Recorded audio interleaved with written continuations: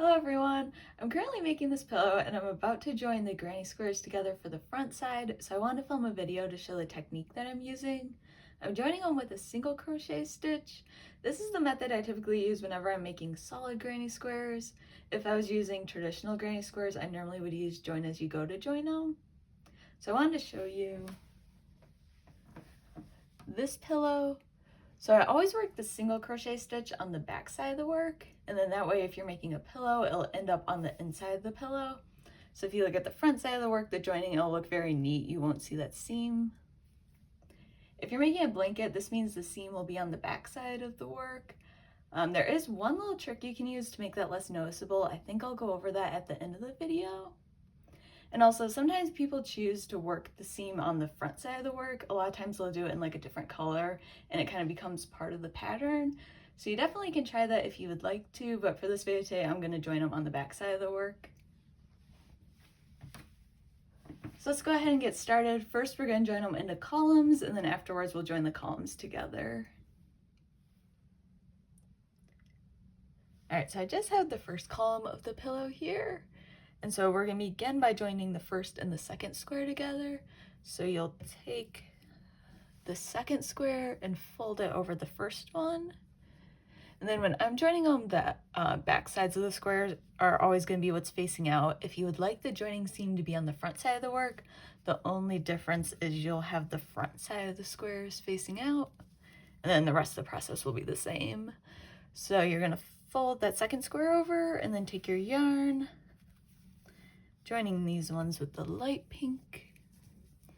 So then you'll find for both the squares, just like the corner of the granny square, so that's normally like a chain space, and we're gonna pull the yarn through.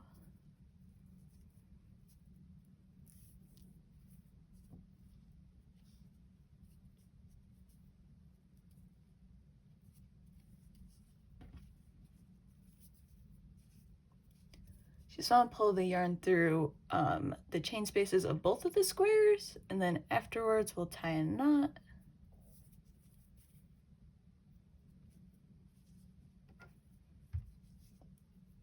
Then you'll insert your hook into the chain spaces of both of the squares, and then we'll pull the yarn through and chain one. So then along the sides of the squares, we're going to work some single crochet stitches. So the square that's currently facing you, you're going to insert your hook into the first stitch along that next side. Then you'll find on the other square, the first stitch, you'll insert your hook, and then we'll work a single crochet stitch just like we normally would. So we'll yarn over and then pull through both squares. You'll have 2 loops on your hook, so then yarn over, pull through 2. Then we're just going to continue this along the sides, so we'll find that next stitch of both of the squares, yarn over, pull through, and then we'll work a single crochet. Then you'll find the next one, yarn over, pull through, yarn over, pull through 2. So we'll just continue this along the sides of the squares until we reach that next chain space.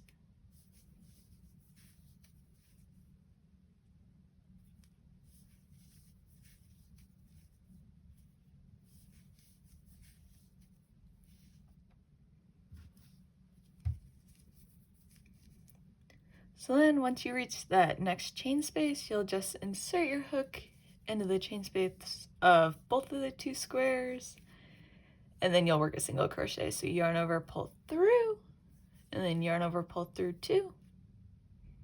And then we'll fasten off. So I normally chain 1 and then cut the yarn.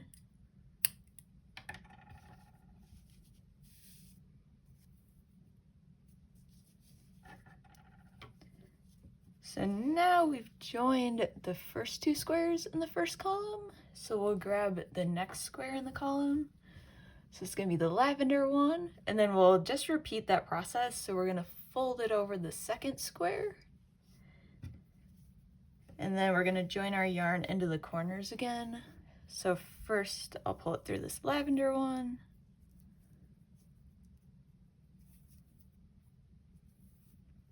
And then through the raspberry one. And remember, since I'm doing the joining seam on the back side of the work, you'll always have the back side of the squares facing you. If you want that joining seam on the front side, make sure you have the front side of the squares facing you. Once you pull that yarn through the corner, we can tie a knot.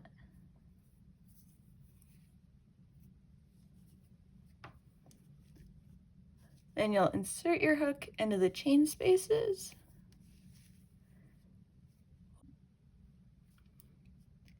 And then pull the yarn through.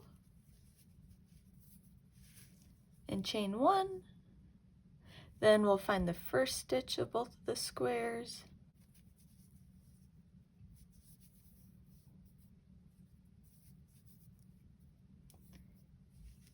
And work a single crochet, so yarn over, pull through, yarn over, pull through two, and then we'll just continue along again. So we'll find that next stitch and work a single crochet, and then you'll just repeat this process across the side. And then remember, once you reach those chain spaces, you'll work a single crochet into them and then fasten off.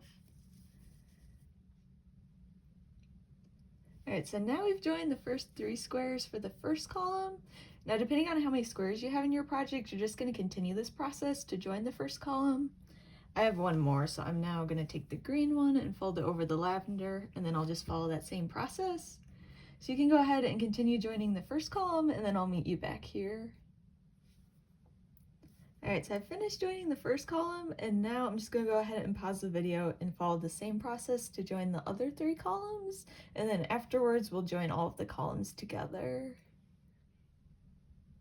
All right, so I've joined all of the columns together. I also weaved in all the ends, that way they're not in the way while we join the columns together.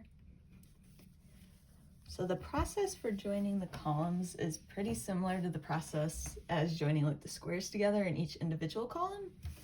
So begin by folding the second column over the first one.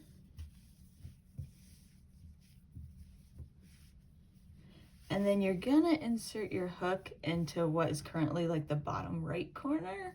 So we'll pull that yarn through the chain spaces.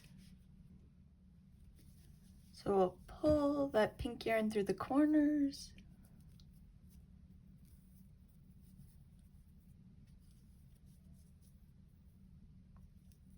And then once again, when we're joining the columns together, you'll see the back sides of the squares facing out. So we'll go ahead and just tie a knot.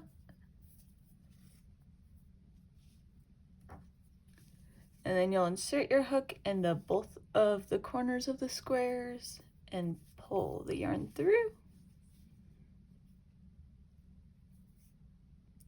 Then chain one. And then we're gonna work up this long side of the column, just like we were doing before. So you'll find the first stitch of the first square, and then the first stitch of the other square, and work a single crochet. And then you'll just continue along, so you'll go into the next 2 stitches.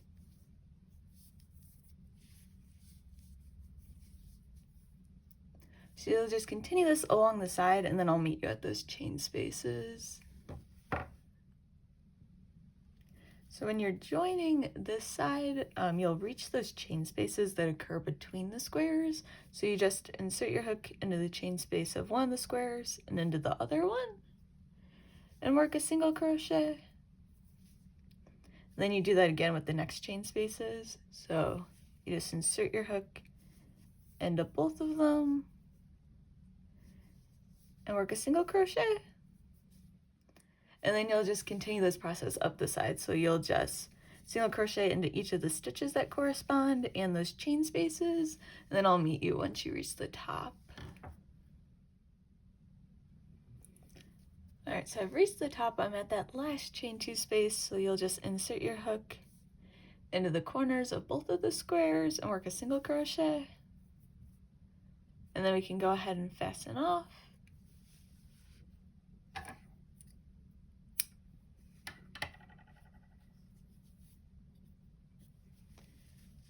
So now we have the first and the second column joined together, and you'll just repeat this process to join the rest of the columns to the work. So next, you'll take the third column and you'll fold it over the second column, just like we did before, and then you'll join it going along this side. So you can go ahead and continue that depending on your project with how many columns that you have. Alright, so I finished joining all the squares for this pillow. I hope this video was helpful. If you have any questions, definitely let me know. And also I want to show you, so if you're doing this with a blanket, so I use this method for this blanket. The trick is you can join it with a thinner yarn than what you used for the blanket. I would still use the same hook size. I think for this blanket, the squares are made out of like a DK weight yarn, and then I joined it with more of like a sock weight yarn. And then that makes the joining seam very thin on the backside and a lot less noticeable. Also, I have videos for both this granny square and this granny square on my channel, so I'll put the links down below for those two. So thanks for watching this video. I hope it was helpful.